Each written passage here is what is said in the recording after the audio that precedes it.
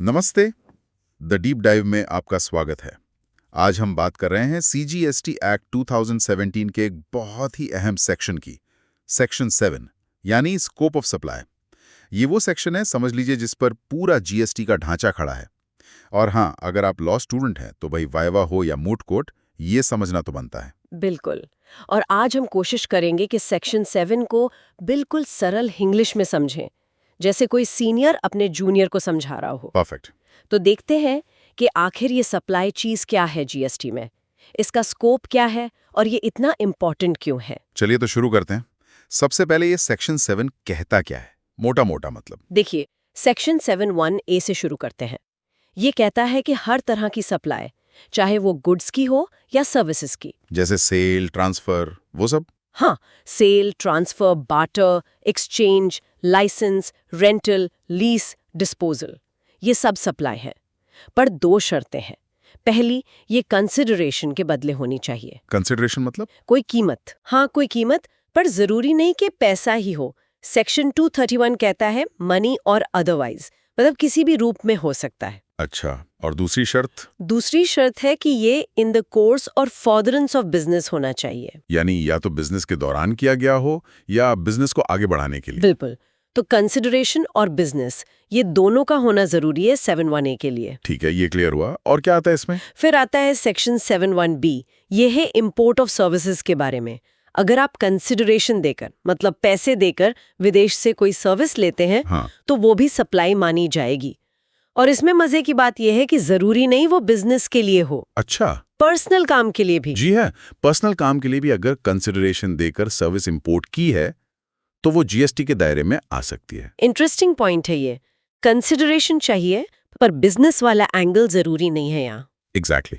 और वो schedule I वाली बात क्या है, जहां सुना है बिना कंसिडरेशन के भी सप्लाई मान लेते हैं? हाँ, वो है सेक्शन 7(1)(c). ये कहता है कि शेड्यूल आई में जो एक्टिविटीज लिखी हैं उन्हें सप्लाई माना जाएगा, चाहे उनके लिए कंसिडरेशन मिला हो या नहीं। बिना कंसिडरेशन के भी?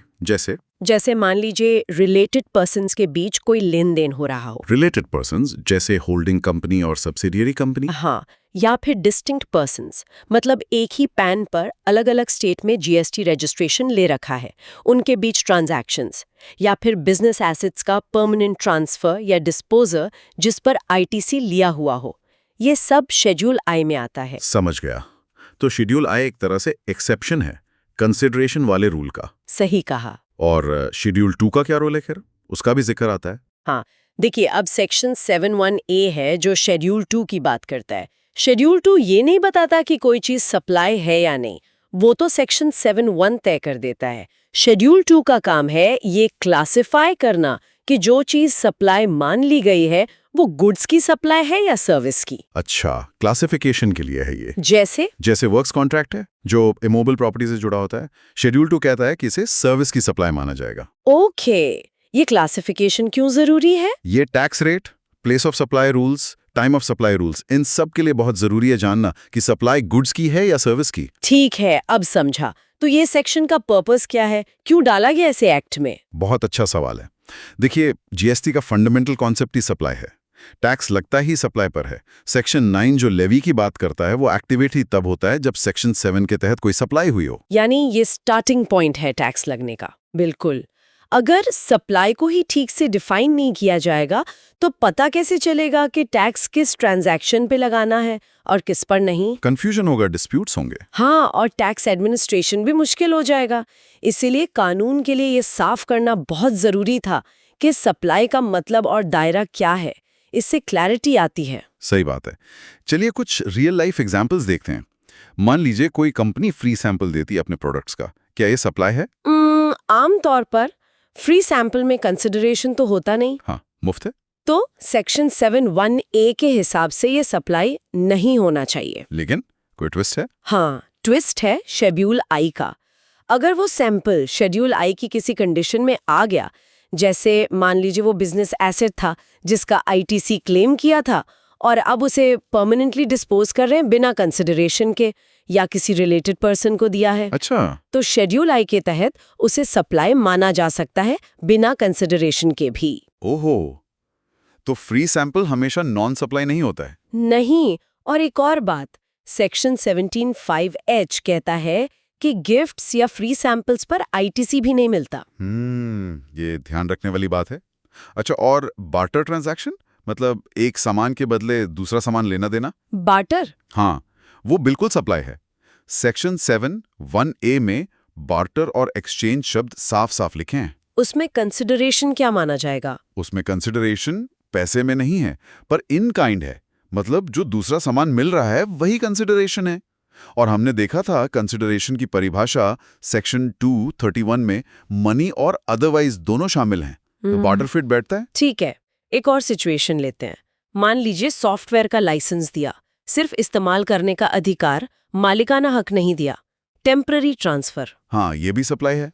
ये सर्विसेज की सप्लाई मानी जाएगी। कैसे? सेक्शन 7(1)(a) ने लाइसेंस, रेंटल, लीज जैसे शब्द है, और शेड्यूल 2 भी इसे और साफ करता है। शेड्यूल 2 बताता है कि आईटी सॉफ्टवेयर का development, design, programming, customization, adaptation, upgradation, enhancement, implementation या temporary transfer of right to use, ये सब सर्विसेज की सप्लाई है। समझ गया। तो राइट टू यूज देना भी सप्लाई है। जी। अब आते हैं उन जगहों पर जहां अक्सर कंफ्यूजन होता है।